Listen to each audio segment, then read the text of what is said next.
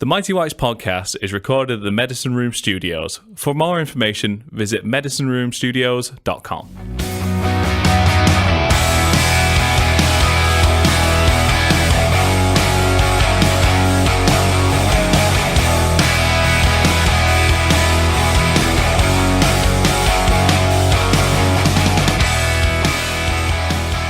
All right, and welcome to the episode 28 of the Mighty Whites podcast. This one could come across a little bit rushed. There's a lot to get through, a lot to preview, and I've got about an hour and a half before I've got to go work a night shift. Once again, joined from Portland by KC. Good morning. Yeah, it's a bit weird for you, isn't it, timing-wise? I'll just address this because we have had a couple of messages about it. Connie is still... there isn't a weird happened. He's just had a change in circumstances at home and he's really busy. He was hoping to be here tonight, but he can't make it. He has open invite. Whenever he can make it, he'll be on. But we just didn't put him in predictions because we knew he was going to miss probably more than he hits this year. We did get asked a few times on Twitter, so I thought I'd better mention it. I'm starting to think he's an Irish government operative. Yeah, he was meeting with Corbyn. But just weird start.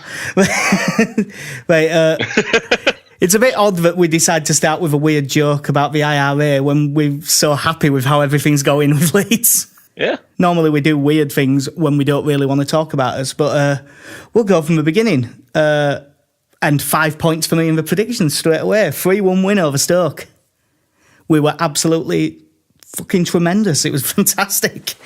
Yeah, it's the best possible start we could have hoped for. I mean, they didn't look like a group of players that had been working on this for 4 or 5 weeks. It looks like they've been playing like this for years, creating plenty of chances, dominated the game pretty much the whole time.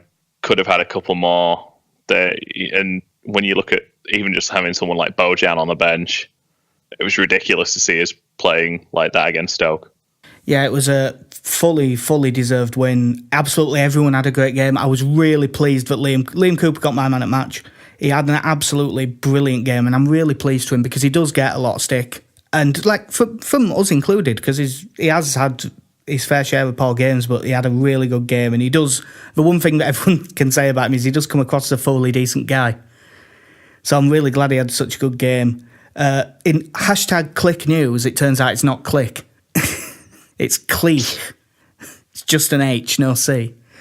But that doesn't have the same ring to it. No.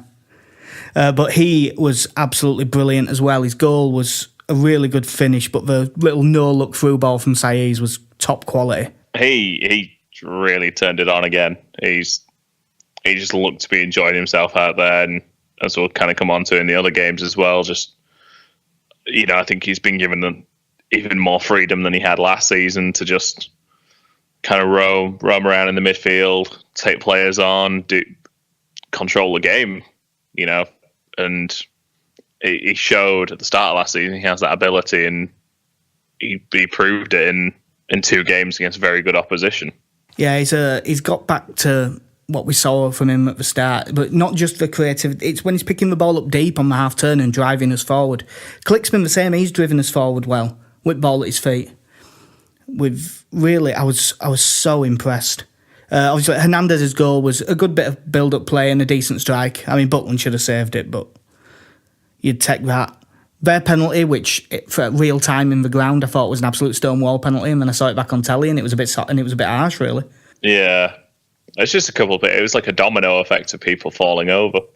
Yeah, but and then obviously Cooper's goal from corner to seal it, which managed to even get Bielsa to slightly move his hands in celebration. That was a great header as well. It just goes to show we don't even need an Italian set piece specialist to do that. Yeah, who needs Gianni Vio? Apparently, Spal. I was going to say whatever the club is called that he moved to. Us playing really well in attack. I mean, we were better in attack than I expected us to be. I mean, Roof had a great game in this. He's had nothing but really good games. But I'm not as shocked about how good we were going forward as I was with how solid we have been defensively. I mean, when you look at a centre-back pairing of Cooper and Berardi, it doesn't, on paper, that doesn't scream, oh, you're going to be winning every game and keeping teams out. I was really worried about that going into it, but it turns out there was no need to be. And I've been really impressed with Calvin Phillips, who I think has benefited from having a much more defined role in the team. I think under Heckingbottom and Christensen, I think he was given more of a box-to-box midfielder, but I don't think there was much in the way of instruction for him. Whereas now I think he's been given that role to maybe sit a little bit deeper, protect the back, essentially protect the two centre-backs, break up play, and he has benefited from it. And I think it's kind of the reverse. He's done the reverse of Johnny Howson, who, when Howson used to play that generic centre midfield role, he would drift in and out of games. He just very mediocre performances. And then once he got moved to the number 10, that's when you saw the best of Howson. I don't know if, I hope this will be a long-term thing for Phillips, because it looks like we've kind of dropped in that little bit deeper, and now he's enjoying a defined role in the team. Yeah, he's been brilliant. He's going to, between him and Click, they're going to make it hard for Forshaw to get back in once he's fit. There's a number of players in that team that'll be looking at in the squad and that have been on the suspension, wondering how they're going to get back in the team. Yeah. The one other weird thing with this game was, did you see Leeds' coach that was stood in the East Stand? Yes, I did hear about that, sorry. Apparently that's going to be a thing. Yeah, I'm not sure if that's actually something that's allowed in the rules, but I'm guessing it's one of them things that isn't specified because people haven't thought of it. I'm just waiting for someone like a referee to go up to him and then he's just going to hold up a ticket going, well, I'm allowed to be here. Yeah, and I'm allowed to shout at players. Everyone else is. If Fat Frank can call Calvin Phillips shit, then I can shout whatever I want. Yeah. So obviously that was fantastic start for me as well. You had a 1-1 draw in that, so took an early lead. And you were there saying now that was the best we've played in ages, and it was. But it wasn't the best we've played since his last podcast. Because that came at Pride Park. Derby 1, Leeds 4. We were really good all game, but from minutes 50 to 75, it's as well as we've played in, I don't know, maybe at the very least since the best of Grayson. Yeah, there'll have been odd performances here and there against the with maybe McDermott and Redfern, but that, again, just different class, night and day to last season.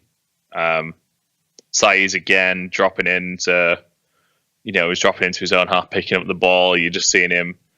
He's not even especially fast, but he just seemed to glide past the midfielders, and you could see there was the moment when I think Saiz got hacked down. We won a free kick, played it short, and then was it Keogh piled into the back of him about 7 seconds later and gave away another free kick. And there was one where, I can't remember who it was, but someone tried to absolutely do him, and it's a good job they missed him, because they were like knee high. Yeah, so he just he just shrugged it off, and it was the Samu Saiz we saw at the start of last season. Just playing his own game, just drifting past defenders, and it kind of showed when Derby brought on Bradley Johnson at half-time to try and deal with him. Yeah, because Joe Ledley was already booked and had been destroyed aside from that as well. Yeah, and again, Click was happy pushing forward. Thought Alioski was having a great time. And I think another one who, especially in that Derby game, looked like he was enjoying himself was Alioski, who I thought had a great game. Yeah, this was his best game so far. Obviously, we totally to get another one from Click. Well, I can't not say it like that. I've tried. I know it's wrong, but I just can't help it now. But that was a fantastic finish, and it was really good the way Saiz and Hernandez broke and found him, and he seemed to have forever to turn back inside and hit that shot. But it's a fantastic finish. The only blot on the performance really was, and I've seen it back a million times now, I still think Peacock Fowler should save that free kick. I'd say he's probably about a yard too forward. Yeah. I think he's just a little bit too far off his line. But, the power, fair play for the power on the free kick. It's a good hit. Up and down well. Yeah, like you say, I think if he'd have been a yard further back, he'd have probably tipped it over. Yeah. But the difference between this season and last season, conceded a goal against Stoke, went up other end and scored pretty quickly. Same again with this. The bit of the goal for Roof's first goal, it was a fantastic header. I hate using him as the example, but the way that he jumped and hung in the air, it's the way that you see Ronaldo jump. Not proper Ronaldo, Cristiano scumbag Ronaldo. Okay, I was going to say original Ronaldo, not good decent in the air, but not known for it. Yeah, it's just the way he hung in the air. He just seems quicker, and just everything about Roof's game seems to have gone up 2 levels. But the bit of the goal that's gone a bit underreported was the pass from Douglas to Alioski before the cross. He's like facing away from the play, stretching for the ball. He's got 2 men going down towards him, and he finds him perfectly. And it's one of the best crosses Alioski's maybe ever put in. That I think I said that you'll be hard pressed to find a better cross that weekend.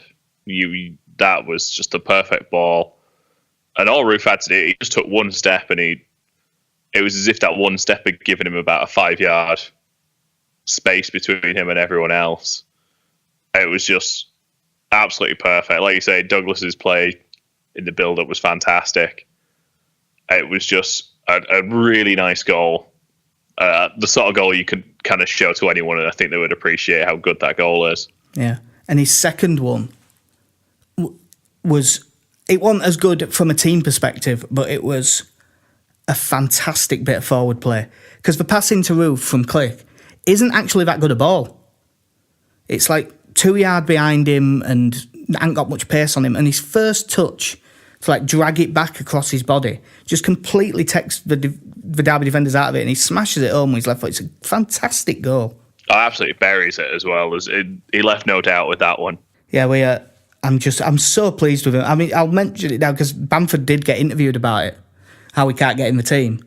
And he just said, I don't mind sitting on benches, but Roof's been absolutely brilliant, so I can't complain, which is what you want to hear, really. And I think we saw glimpses last season of Roof as the striker, because he got 2 hat-tricks last season. I know one was in the League Cup, but the other was against QPR. Yeah. And what did he finish with, about 15? It was last season, I think it was 14 off the top of my head, but I'm not 100%. But he had a half decency again in a what was a poor team that, especially second half of the season, wasn't creating a whole lot. He did show that he has the capability at this level. I think if you've got a midfield with just the 3 guys behind him of Saiz, Alioski, and Hernandez, if they're on form, the amount of chances they're going to lay on for him, if he keeps playing like he does, then there's no reason he couldn't get to 2025. Obviously, I think at some point you'll probably see Bamford come in and get his chance, but it's not the worst thing in the world to have a £7 million striker having to wait on the bench because someone else is banging the goals in. Yeah, I'll mention it now actually, because I have missed it off the notes I've got. There was a story linking us with Cameron Jerome on loan as well. Why? I don't see that happening, and I think actually I looked literally about half an hour ago. It wasn't in one of his tweets. It was in a reply to someone, but Phil Hay said he asked, and it sounded like it was bollocks. Good. I don't know why because Cameron Jerome, I know he's a bit on the older side now, but would still probably want a half decent wage. And I can imagine Bamford will be on good money, Roof will be on decent money. It's not even the money. I don't think Jerome's like that much better at this stage than Edmondson. Yeah. If you're going to have a third choice, you might as well have your youngster. Unless you end up with someone really good, which he isn't. Yeah, we've got a couple of the young players there as well who could make the step up. So I think between Roof and Bamford, we should be fine. Yeah. Fourth goal, Alioski header from the Hernandez cross. A really good long ball actually from Liam Cooper. It got a little flick off defender, but it was pretty well judged. But the thing that set lot is that 3-1 up, you're away from home. You'd normally be thinking, right, protect what we have. Everyone slows down, and Pablo Hernandez, who's not known for his fastest. He's not known for his legs at this stage of his career. Everyone stops, and he's the one sprinting. Gets there, great cross, Alioski header. I honestly couldn't believe it. There was a weird thing actually, because I watched this with my Mrs. Sarah, and she left the room for about 20 seconds, and it was when Derby scored the free kick. and she came and sat back down and we scored again. And I said, you better not leave this fucking room again until full time.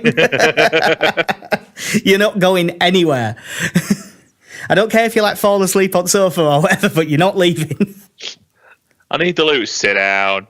Yeah, the other good thing out of that game was the first time I've got to see Jamie Shackleton play in midfield, which is his position. Yeah. Because all through pre-season it was right wing back. But I know that it wasn't the most pressurised situation to come on in, but I think he did pretty well. Yeah, he looked good. Bamford got off the bench and put himself about a bit, got himself booked. But to be fair, I know in the first, he was only on for about 10 minutes. And, kind of at that point, you can see how frustrated Derby had got. But he was taking a couple of kicks as well, so you could see why he put in the tackle he did. Yeah. You predicted a win on that one, which was quite a brave pick before the season started. But if I'd have got to change mine after the first game, I would have.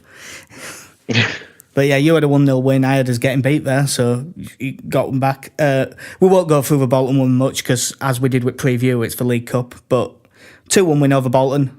I was just going to say, because we missed over the fact that Alan Smith was in the crowd for the Derby game. Yes, he was. It's good to see him there. I'd love him. I'd love us to give him a job, but I don't really know if what he could bring to a Bielsa style in terms of the way he's played. It's interesting because I saw this the other week. It came up on my Twitter. He's part of this company now called Icons, and it's about providing coaching and kind of professional experiences to teams.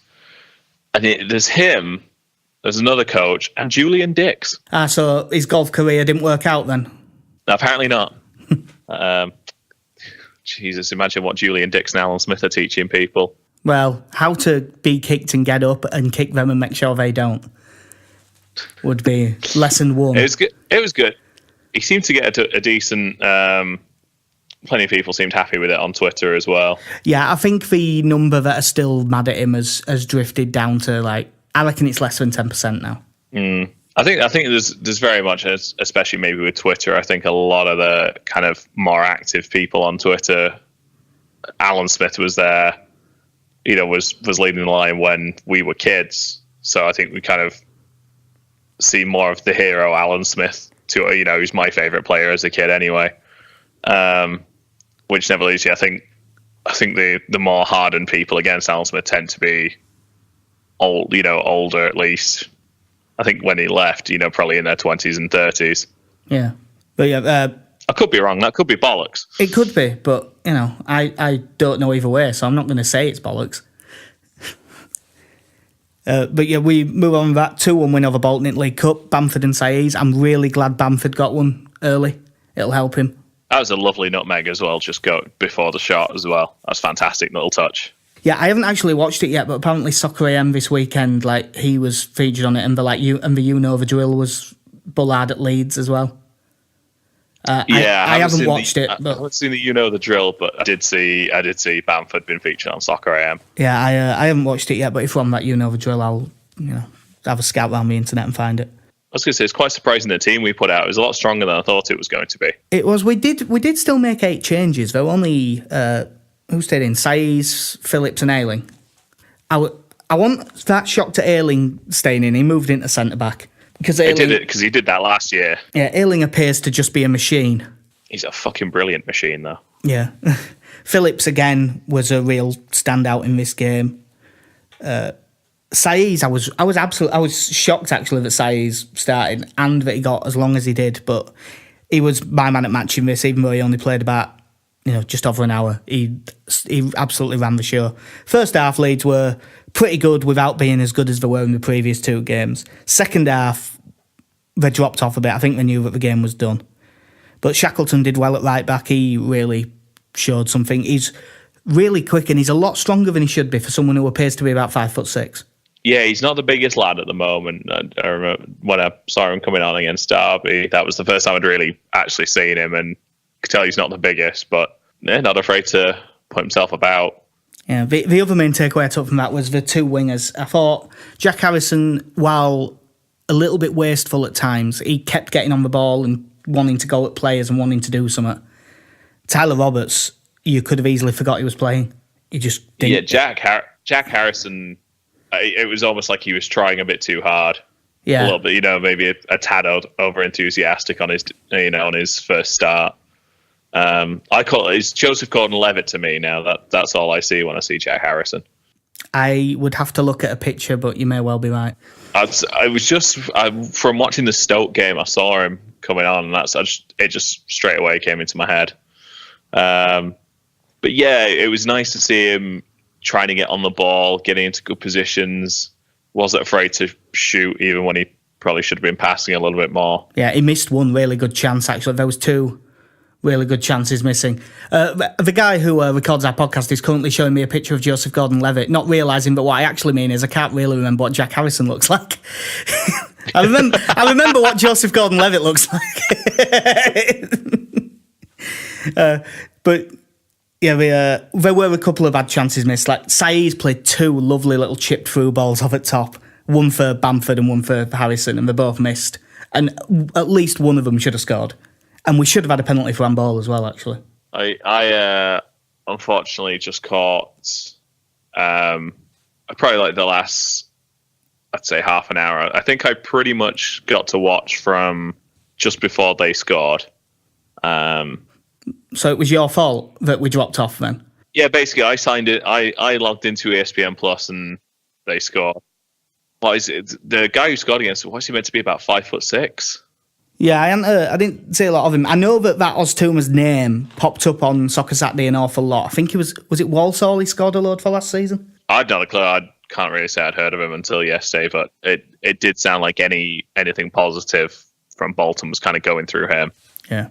But that's another couple of points for you because you had a 2-0 win. I had 2-2, which it got to the last 5 minutes and I thought, oh God, please don't let me be right here because I thought they might nick one towards the end.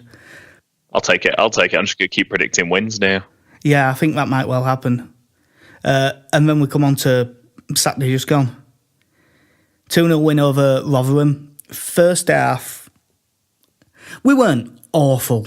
Like, when you think back to what we've seen over the last couple of years, there's a lot of performances where this would have been 10 times better. But we just weren't great. I think that it took us a while to adjust to a team putting 10 men behind ball and dropping off. Like Click, when he got on the ball, he couldn't drive forward because the room wasn't there. He was picking the ball up 10 yards further up the pitch and there was a wall in front of him every time. And to give Rotherham a lot of credit, I thought they defended pretty well. I thought they countered really quickly when the opportunity arose. Obviously, their two main chances, the one where they hit the post from distance, Phillips put in a little bit of a soft challenge and lost ball. And the big chance, I think it was Williams that Peacock Farrell made the awesome save it was an absolutely suicidal pass from Cooper. I know that we're passing ball around back, but any team, that was a suicide ball. Their best player was he ended up playing centre back at the end, but Semi Ajayi, he man-marked Saiz in first half and did a really good job. So I don't just want to say we were poor first half because I really do think Rotherham were a lot better than they're getting credit for in that first half.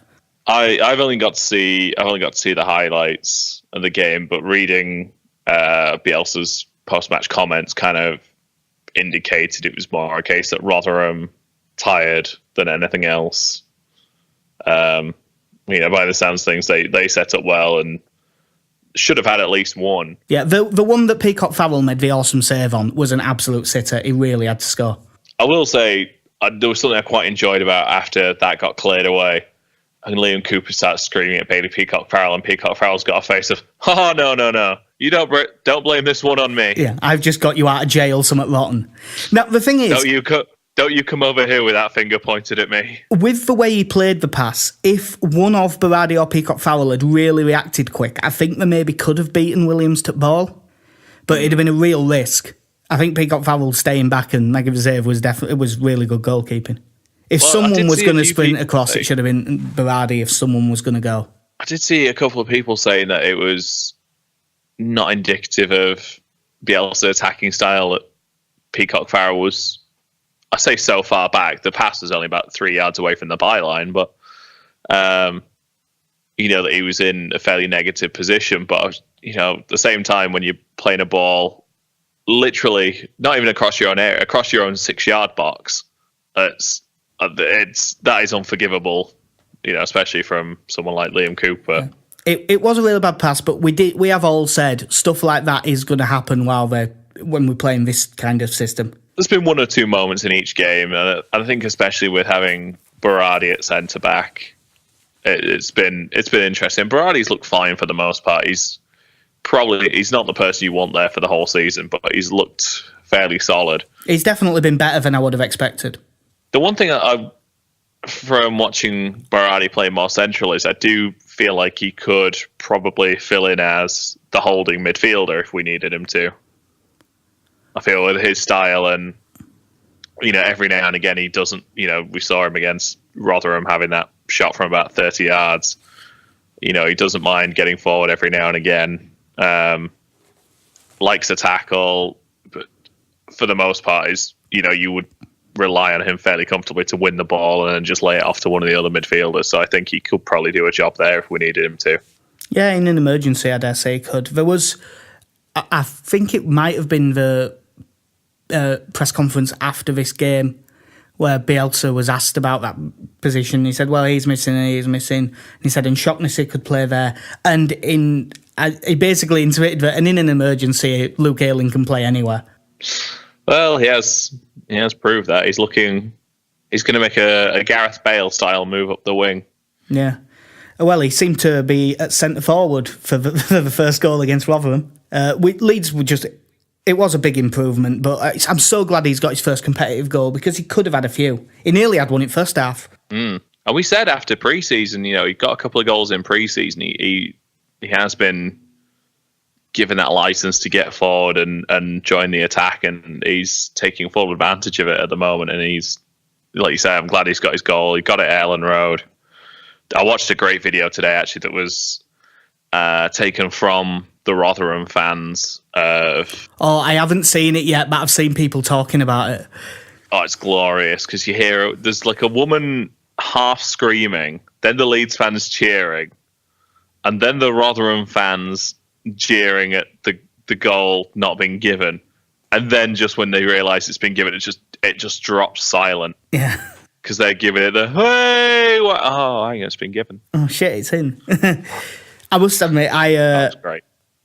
I mean, obviously, my season ticket's in East Stand Upper, and I'm just slightly to the South Stand side of the halfway line. And even from up there, as soon as it got blocked, my first thought was that looked a yard of it line. So I haven't seen an actual side-on replay of it yet, but it definitely looked in. And they did once the watch thing actually went off, which appeared to be the problem. It took a while to go off. Just see him giving it a little tap on his wrist. Oh, there he goes.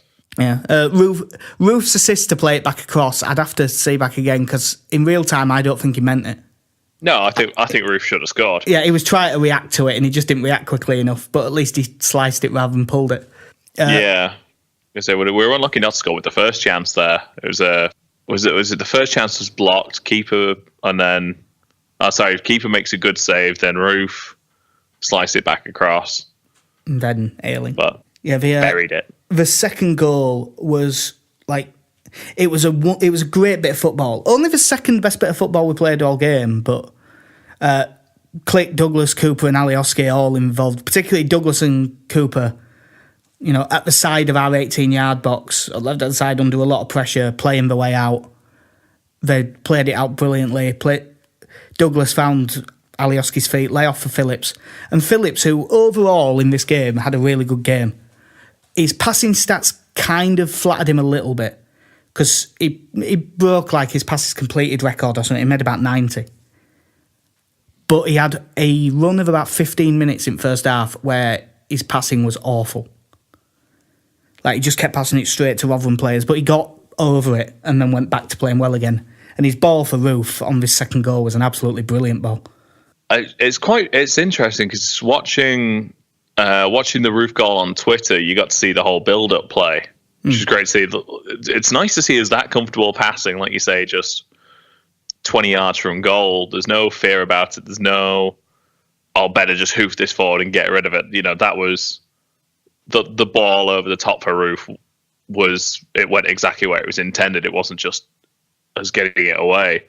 Watching the highlights on LUTV, and I watched the extended highlights, it cut that out, or it just cut to there is a ball over the top that Roof runs onto. I thought it's a shame that you're not highlighting this really nice bit of play. Yeah, once Roof got there though, he showed really good pace again, great touch to get it inside him, get into the box, and a really good finish from a tight angle. It was very similar actually to, was it Middlesbrough at home last season? Exactly the same ball over the top, ran onto it, cut inside, and that one he just squared it for Alioski at far post. But the move was very similar. And it was a really good finish because he didn't have a lot of room to work with. And I think you might have seen some players go down as he went past the defender. He kind of just shrugged the defender off. I think you might have seen one or two try and go down then. But like you say, he just got past him and very confidently fired it in.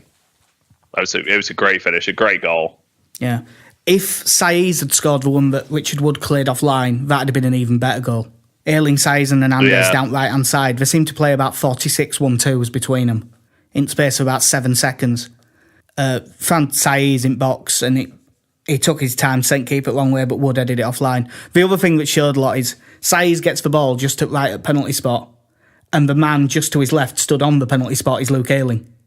They just, when the chance goes, I love the way that they really just push on when the chance comes.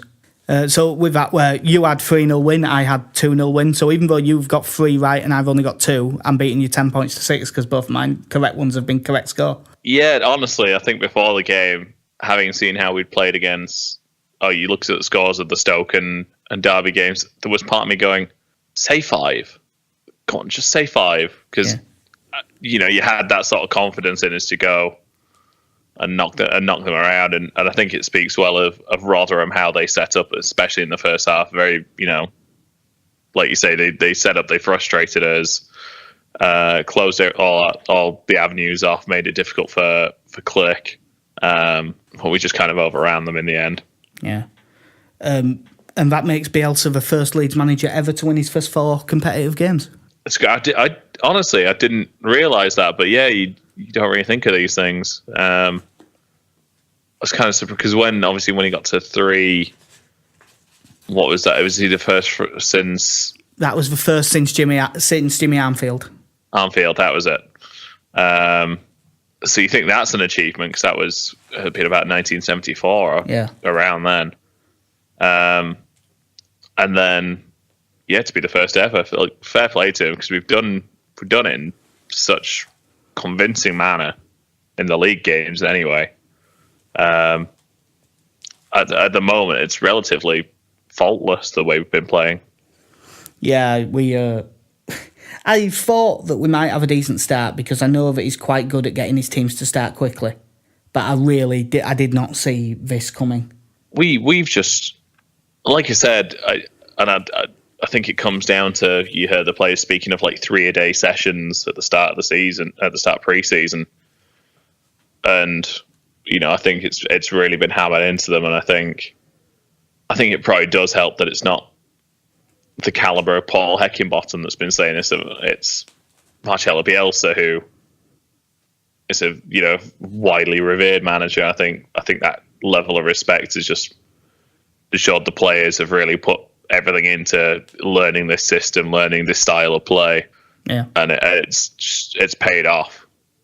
Yeah, it's paid off in a big way so far. There's been a few bits of news, mostly with the young players. Ryan Edmondson and Jamie Shackleton have both had new 3-year deals.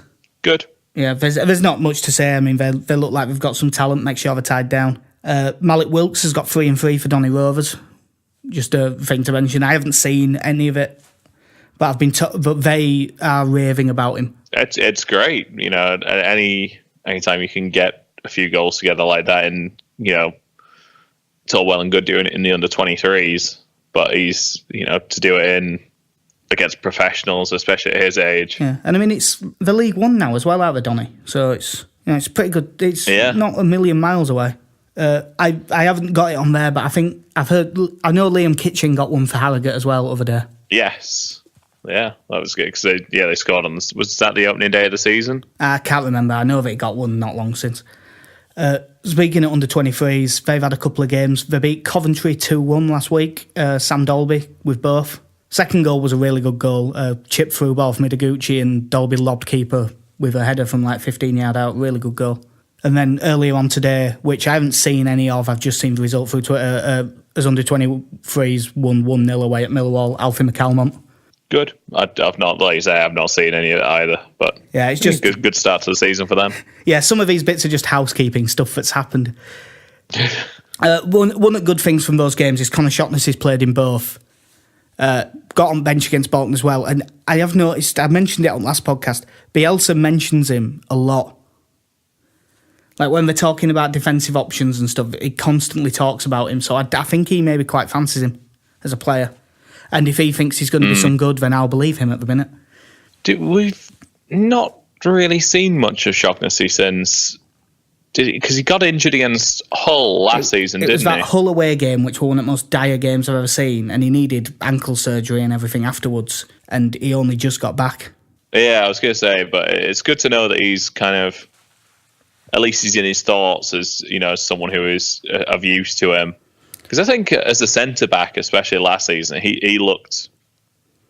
He had a couple of good games, and I think for the most part he looked comfortable there. Yeah, he didn't look comfortable in centre-mid, but at centre-back I do think that there's still something there. No, and at his height as well. You know, he's an aerial threat. Seem, you know, you look comfortable winning headers.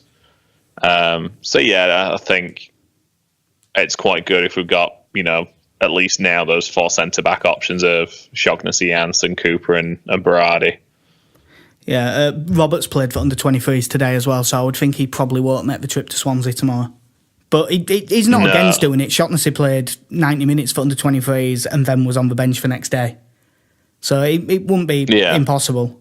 I did see a thing as well, that Leeds United Academy page said that Noah Kenny has been called up for England under-16s as well. I've not a clue who he is, but great. Yeah, always good to have that sort of recognition. Yeah, there's been a few transfers that aren't actually Leeds ones, for just interesting. Vidra's gone to Burnley now, which seems an odd move for him, seeing as they always play with big strikers. So it's not. I'm glad that's just officially dead now, so we don't have to think about it sneaking through at end of window or with a loan to permanent or anything like that. Yeah, it seems an odd one that after all that negotiation, he's ended up in the Premier League. But yeah, the dream is dead, and Erling Haaland has gone to Red Bull Salzburg.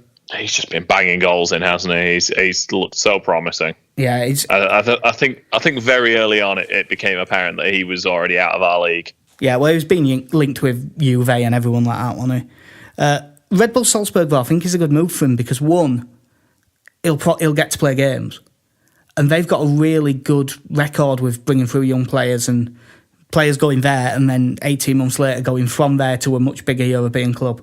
Yeah, I think it's quite a good.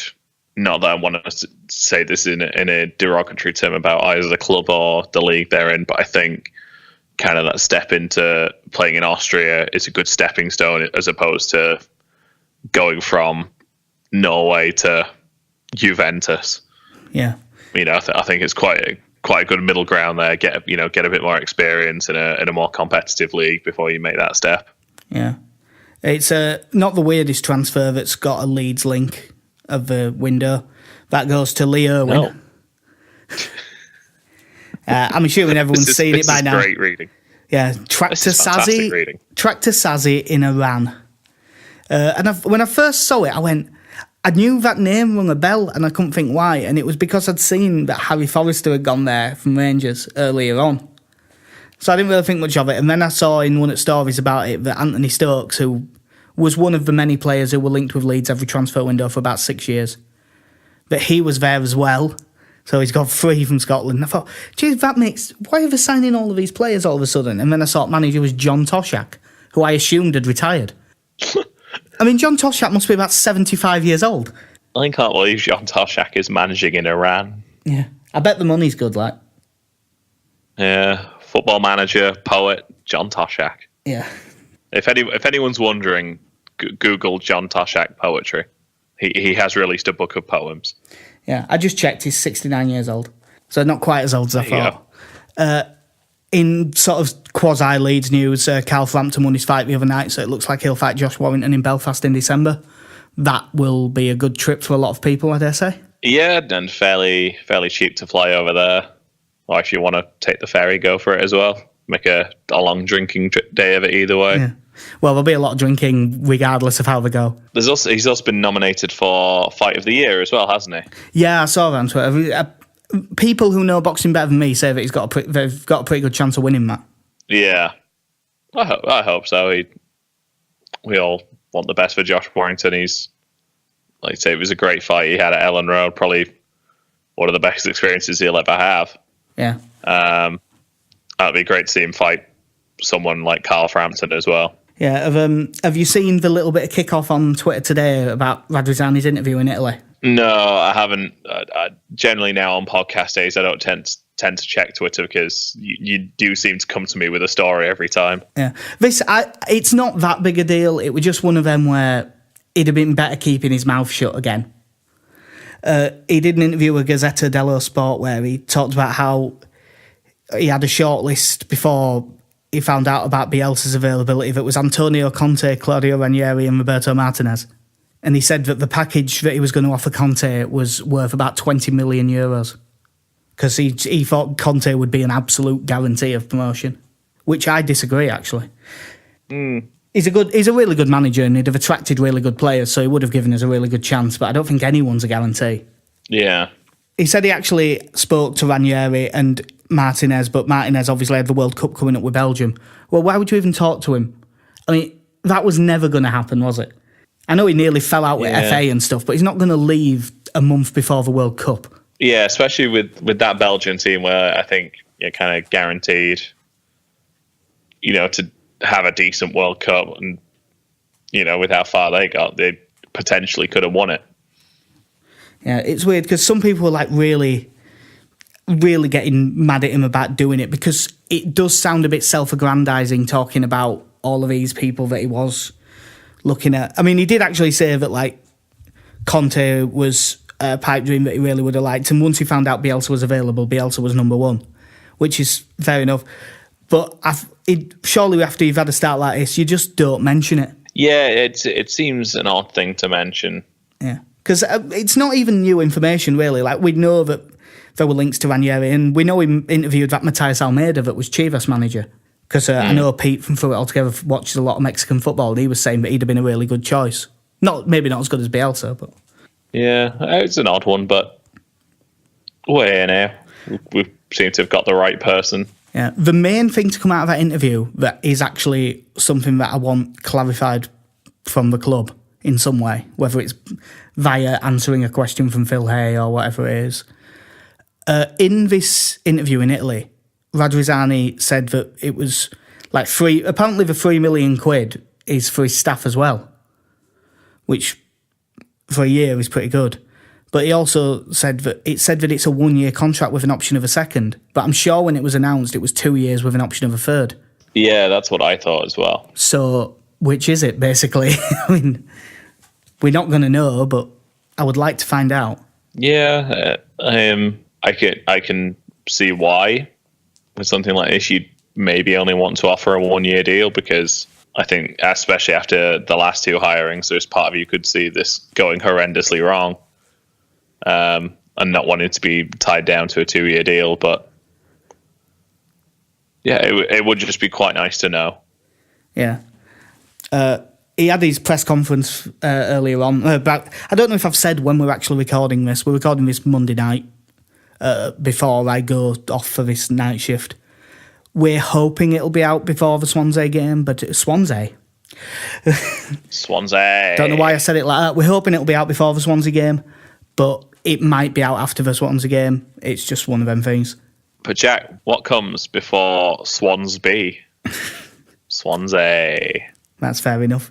But yeah, he had his press conference earlier. He was having a laugh because he doesn't understand the obsession with his bucket. No, the square ball tweeted as well, going, you've got one of the, I think it was something along the lines of, you are sat in front of one of the most revered men in football. You could ask him anything. Let's get away from the fucking bucket. Yeah.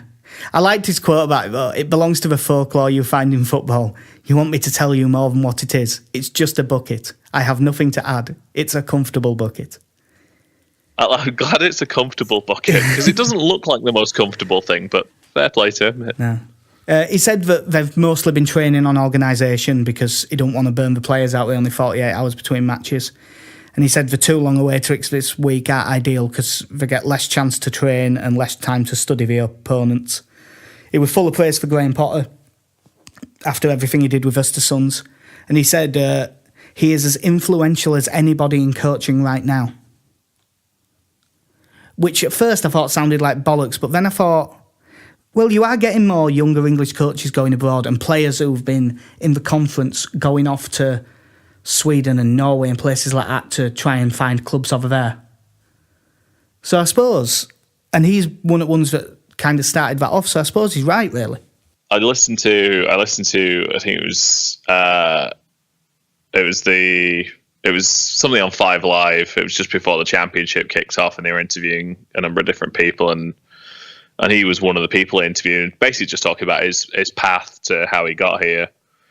And, it's nice to see that story of it's not just a Premier League player who retires and then thinks that I'll just, walk into a top job. It's someone who's actually gone out and got into coaching, had the opportunity to go abroad, so he's taken it and, kind of earned his dues almost. Yeah.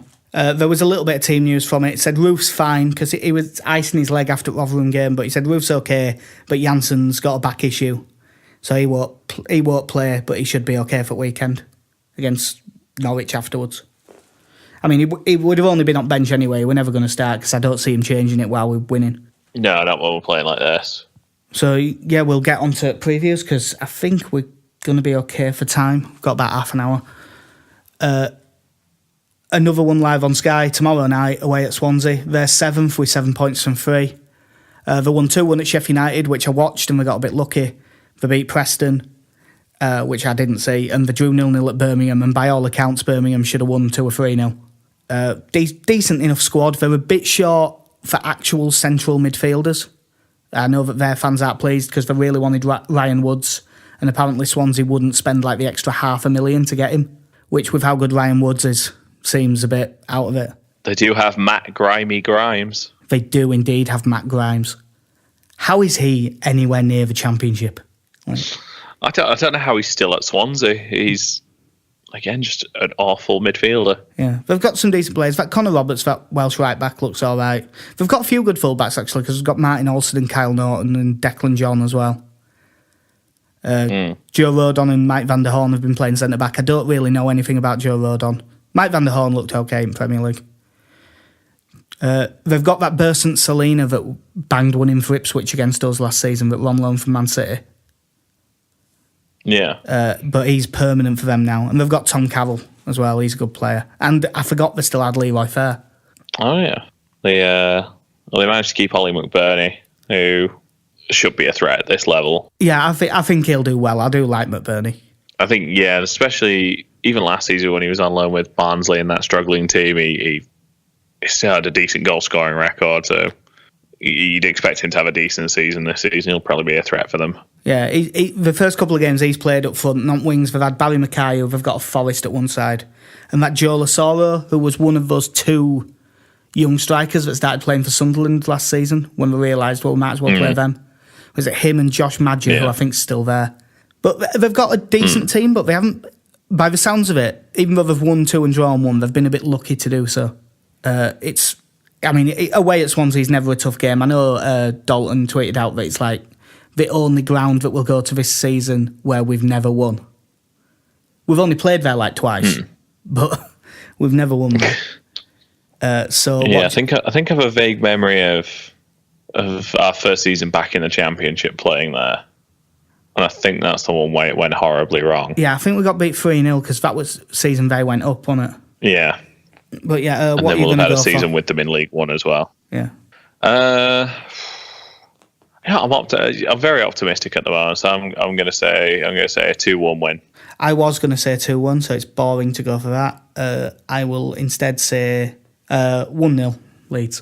Then following Saturday, Norwich away, they've had a shocking start. I've got 1 point from 3 games. They drew at Birmingham. They lost 4-3 against West Brom. They lost 2-1 at Sheffield United. They won in League Cup against Stevenage. Looking at the time, there's no point going through the squad properly. They've got Tim Krul in goals, a good keeper.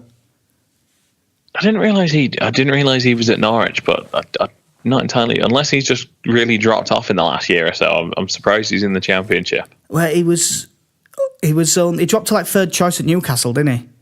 And then he went to Brighton on loan, but only to be second choice behind Matty Ryan. So I'm guessing he just hasn't played much. Grant Hanley's a decent centre-back. I've always liked Ben Marshall in midfield, even though he's a bit inconsistent, and Alex Tetty. We've got Jordan Rhodes up front, and I just don't like him. So he'll probably they've score. really dropped off from what they were a couple of years ago, though. They've really failed to look after the team they had. Did you see the main story about Norwich over the last couple of days? No.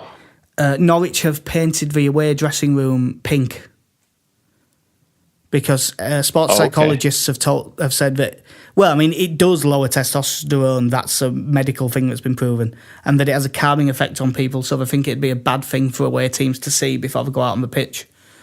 But they also interviewed someone else on this BBC story who said, yeah, but pink is also known to be quite a cheerful colour, so it'll make all the players feel happy and relaxed, which is good for playing sport. So it's bollocks, basically. What an interesting thing. That's the sort of thing you try when you're desperate. Yeah. It doesn't speak highly of their state of mind at the moment, their mentality, but... They've also got, I forgot to mention him, but they've got an ex-Celtic striker who I just like because he's got one of my favourite names, Timu Pukki. Pukki? Pukki. It's a very good name. These have been crap so far, and because they're at home, I don't think they'll sit back, so I think they'll actually play into his hands a bit. So I'm going to say 2-0 Leeds. I'm going to go take a play at Ajax book here, and I'm going to go 3-1 lead. Cool. So we'll get through all the games that take us to international break, because then hopefully we can sort out work schedules and actually get everything sorted. Yeah. The one after that, I haven't even written down any of the players because it's League Cup again. The following Tuesday, Preston at home, 7:45. They're currently 13th, 4th and 3. Do you think it'll be a similar number of changes? Yeah, I think so. I think he'd indicated before that he was always going to make changes for cup games, and I think by that point, like you say, Saiz probably won't have had a break, or Phillips. So I think you'll probably see those two rotated. I think there's still players in the squad. Obviously, Bamford's going to have to come in. He's going to want some game time. I think there's probably still 1 or 2 players in there that he probably wants to see a bit more of. Probably Tyler Roberts will come in again. Yeah, by then, Shaughnessy will probably be fit enough to start. Yeah, it could be Shaughnessy and Janssen. Could well be. He might even make more change. He might make 11 changes because this is on the Tuesday and then Leeds play on the Friday. Oh, we're on Sky again. Yeah. So for that, Preston, I'm going to go 1 apiece. Not to count for anything. How do you think that game's going to end? Well, what I'm not going to say is winning extra time like I did last time, because I'd forgotten that they've got rid of extra time in League Cup this year. Which is what I did. Straight to penalties. Which is what I did last time. It's straight to penalties, so Leeds win on penalties. Ah, there we go. I see. I didn't even know this. Completely forgotten. I didn't last time, but someone who I work with actually listened to the podcast and took great delight in pointing out to me the next time. But it's literally impossible for them to win in extra time. Are we still employing the ABBA penalty system in the League Cup? I'm going to say yes, but I have no idea if that's a total guess. I was doing a summer camp the other week, and as a way to kill time, we did 2 penalty shootouts. They did say we're going to do this one using the ABBA penalty system. So I did get to teach a bunch of 9-year-olds a completely pointless penalty system for them to know. Well, Casey, it won't be the only bit of your coaching that's completely pointless.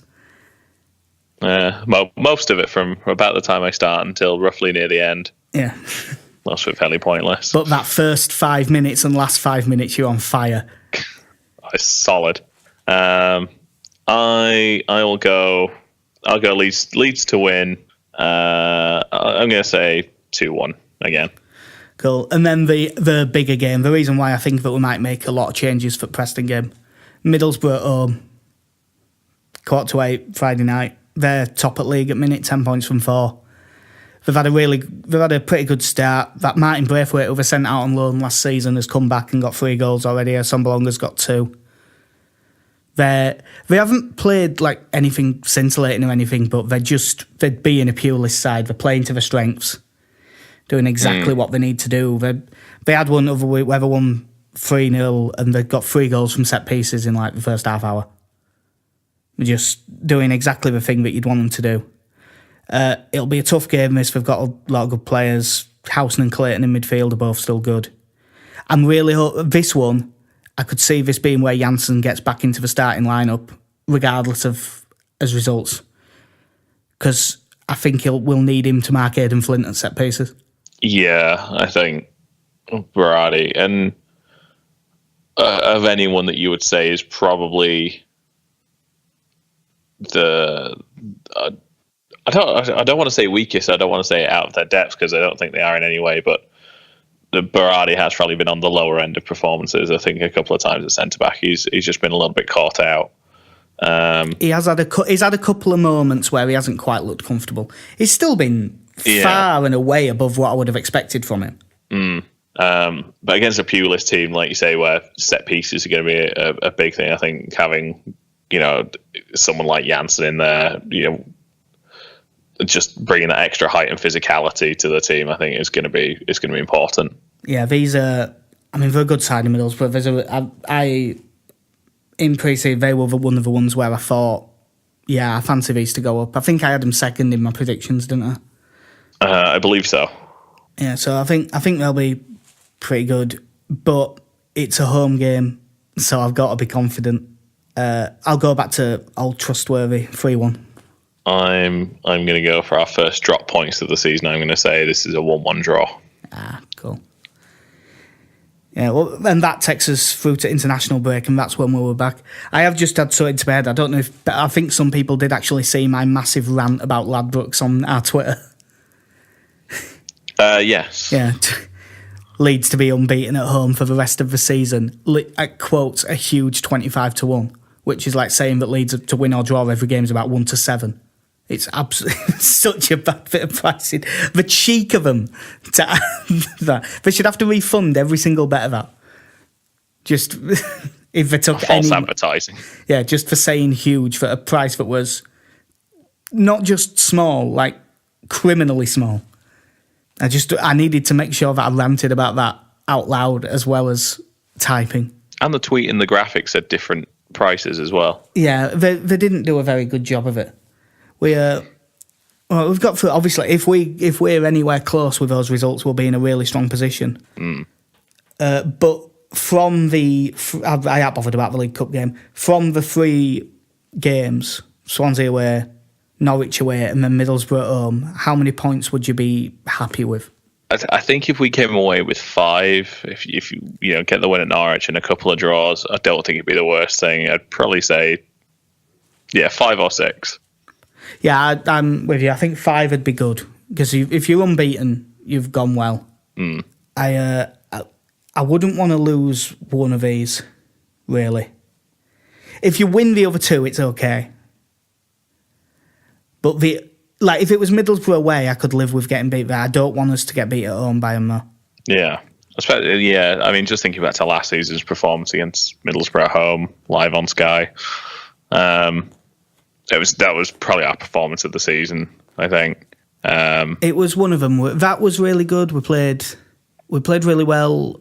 I mean, they're not a good side, but we played really well away at Barnsley. I think it was the Barnsley game followed on from the Middlesbrough game, if I remember rightly. I think they were back to back. I mean, it says a lot that we're thinking about how we don't want to lose any of these away games because we battered Derby away 4-1. It's easy to forget that that's his first away win since Boxing Day. And that was Burton. And we nearly lost. We're focusing on away wins since that win at Burton. We've not won many games at all. Yeah. What was from Boxing Day onward? Didn't we win 4 all last season after that? I think it was 3 or 4. Yeah. It was awful.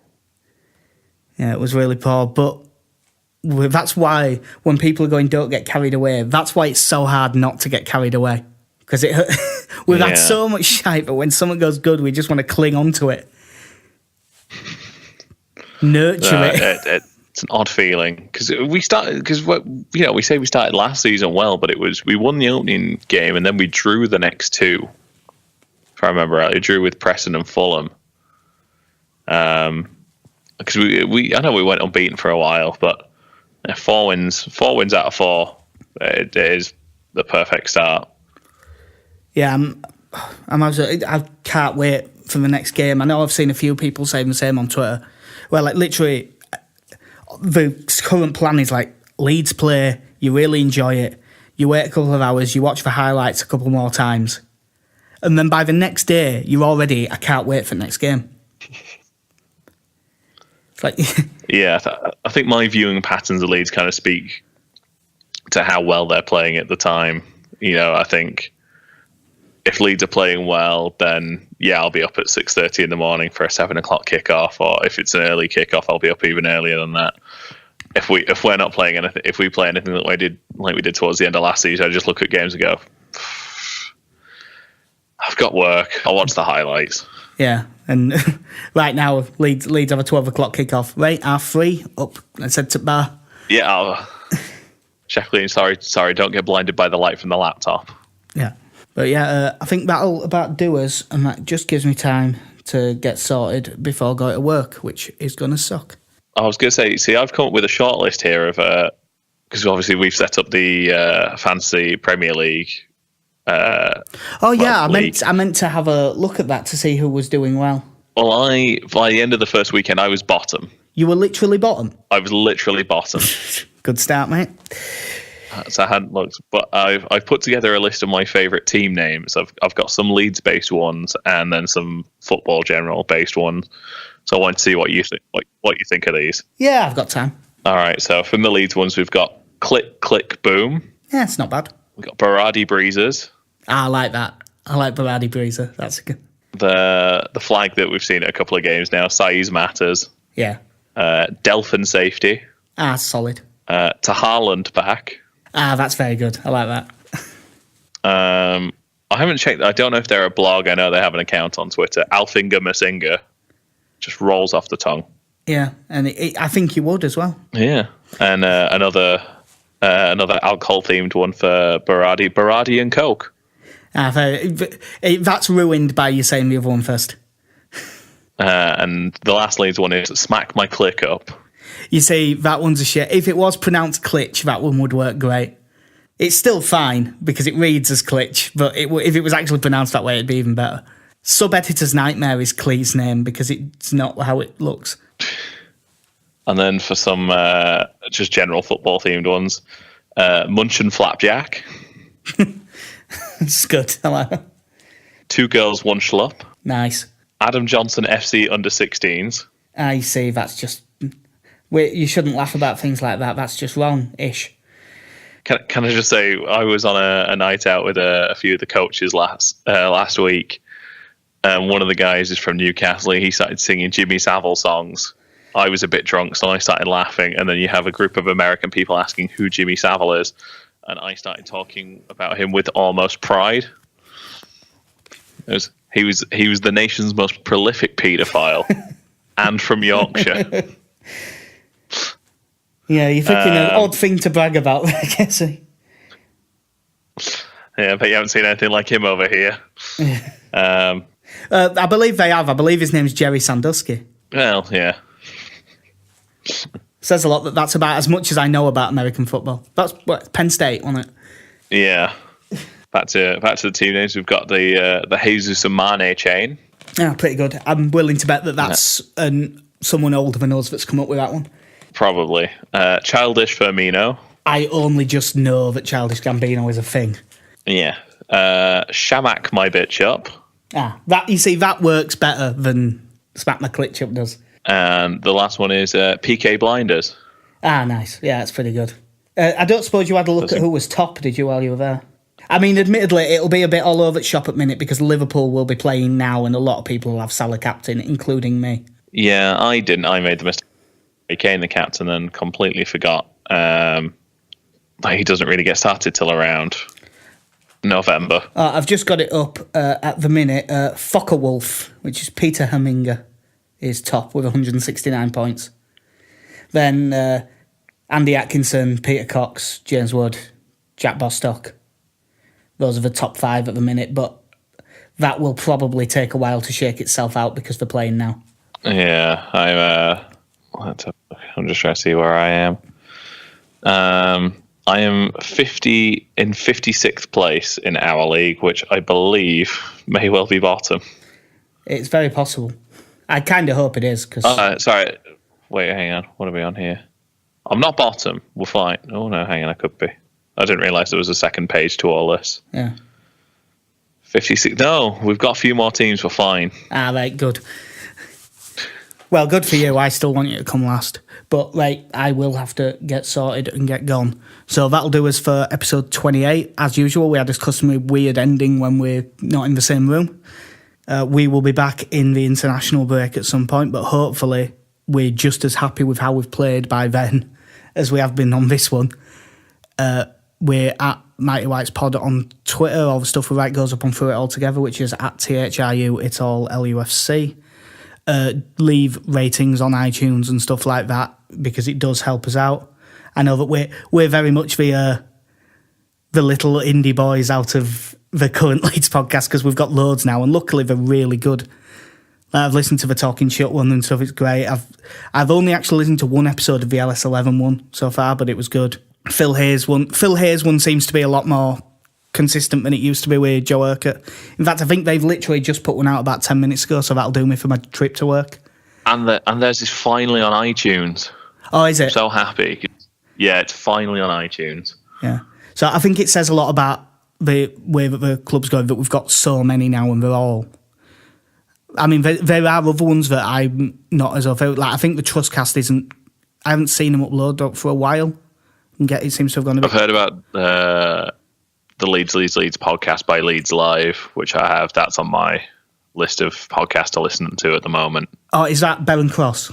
I think so. Yeah, I haven't heard that one yet, but I'd say I'm really glad that there's loads of them about now. It just shows how well things are going, I think. Yeah, it's good. It's quite nice that we're all not just sat around going, why haven't the Square Ball done one in a year? Yeah, and they know full well not to come back now because they'll jinx it again. Yeah. I mean, I think they were saying the same on Twitter. Nah, don't worry about it. We'll stick to magazine.